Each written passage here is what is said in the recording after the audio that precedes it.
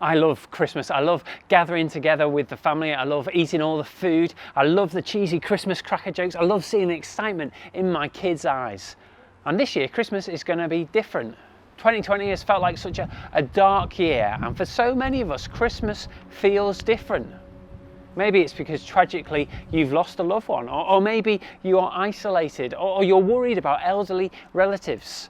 Maybe you're stressed out or fearful about COVID. Maybe it's just missing all those normal Christmas traditions, those moments of joy in the darkness. Christmas this year feels darker than usual.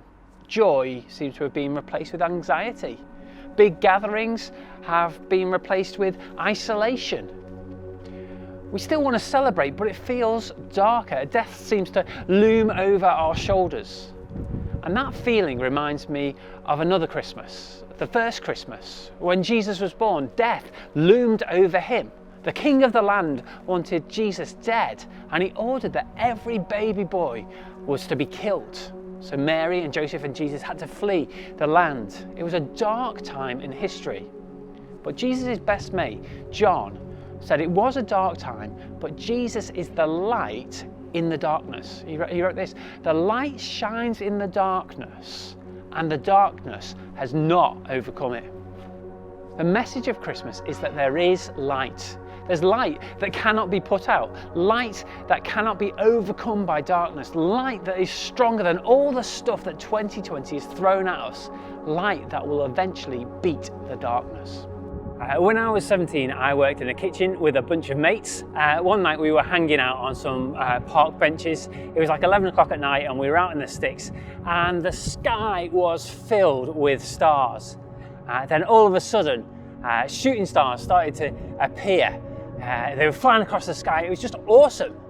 If you've seen something like that, you will know how it makes you feel. At the same time, there's a sense of just kind of awe at this kind of breathtaking moment, and also humility that we're so small that there's something so big out there and it's touching our tiny little world.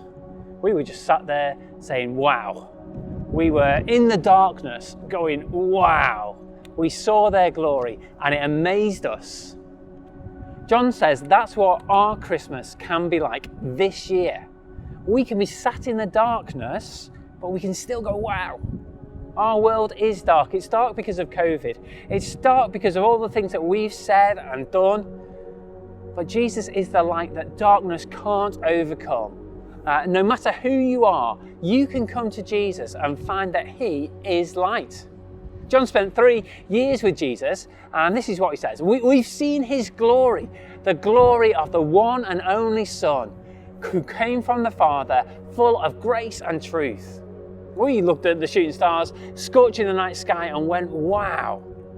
John spent 3 years with Jesus, and he says he's a bigger wow. He has more glory.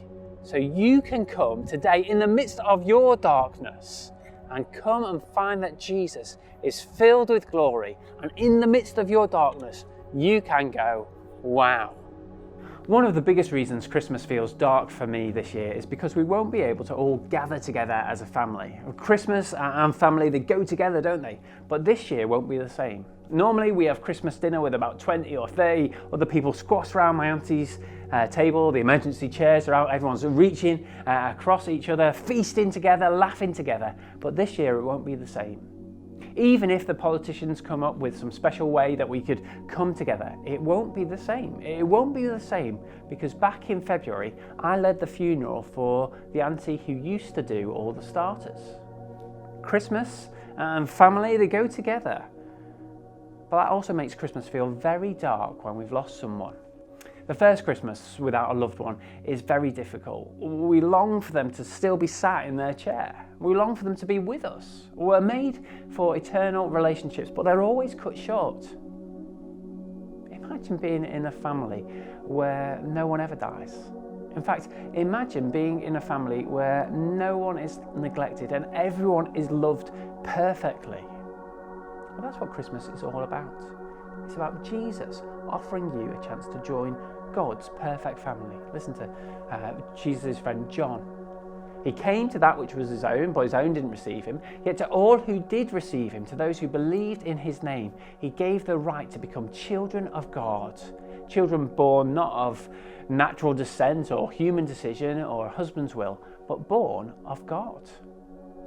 The reason I celebrate Christmas is because Jesus came to welcome me into his family. John claims that in the middle of our dark world, there is light, a light that cannot be overcome, and that light is God in skin.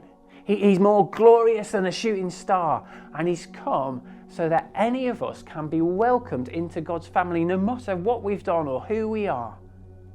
If Christmas feels dark for you this year, why not start looking for the light? A great place to start would be to read John's Gospel. John was one of Jesus' best friends. If you don't have one of those, contact me and I'll get it to you. If you want to know more about Jesus, this light in the darkness, then tune into our church's YouTube channel. As we run up to Christmas, we're going to be looking at the first chapter of John's Gospel. Come and find out more about this light in the darkness. Maybe it might be that today, you want to be part of God's family. This family filled with love, this family that is eternal. Maybe you're sick of the darkness in your own life, the things that you've done, the darkness all around you. Well, turn to Jesus today.